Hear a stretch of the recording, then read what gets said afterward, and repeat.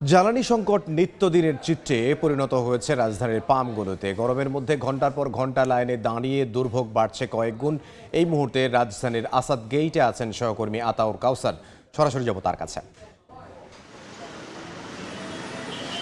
আমার পেছনে যে মোটরসাইকেল চালকদের দেখছেন, যারা তেল নেওয়ার জন্য তেলের পাম্পের একদম মুখে এসে দাঁড়িয়েছেন, আর কিছু সময় পরেই তারা তেল নেওয়ার সুযোগ পাবেন, তাদেরকে আমরা জানতে চেয়েছিলাম যে কত সময় ধরে তারা তেলের লাইনে দাঁড়িয়েছেন। তো তাদের অধিকাংশেরই বক্তব্য হচ্ছে ভোর 5:30 বা 6টায় তারা তেল নেওয়ার জন্য লাইনে দাঁড়িয়েছেন।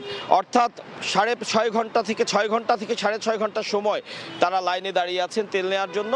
তো এক্ষেত্রে একটি বিষয় বলে রাখি যে অনেক ক্ষেত্রে দেখা গিয়েছে যে লম্বা সময় ধরে দাঁড়িয়ে থাকলেও পাম্প কিন্তু বন্ধ ছিল, যার প্রেক্ষিতে শুরুর দিকে তেল দেয়াই হয়নি।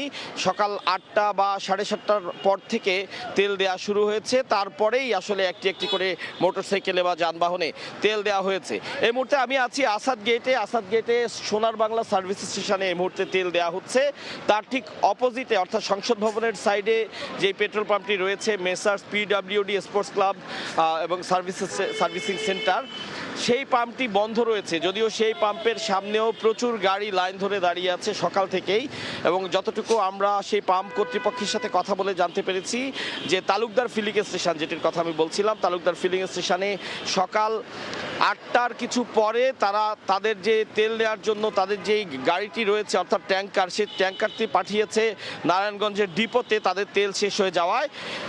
এবং তারা বলেছেন যে সেই ট্যাঙ্কারটি যখন তেল নিয়ে ফেরত আসবে তারপরেই তারা তেল দিতে পারবে। অথচ দেখতেই পাচ্ছেন যে দীর্ঘ একটি লাইন কিন্তু রয়েছে এই তালুকদার ফিলিং স্টেশনে তেল নেওয়ার জন্য। অর্থাৎ তারাও সকাল 6টার পর থেকেই বা 6টার আগে থেকেই তেল দেওয়ার জন্য দাঁড়িয়েছেন, যদিও এখনো পর্যন্ত তেল দেয়াই শুরু হয়নি এই পাম্পটিতে। তো এই হচ্ছে আসলে তেল সংকটের কারণে যানবাহনের মালিকদের বা চালকদের যে দুর্ভোগ পোহাতে হচ্ছে, সেই দুর্ভোগের একটি বাস্তব চিত্র। এবং এই ছিল সর্বশেষ তথ্য আমার কাছে রাজধানীর আসাদ গেটের দুটি পেট্রোল পাম্প থেকে। রাজধানীর আসাদ গেট থেকে সহকর্মী আতাউর কাউসার।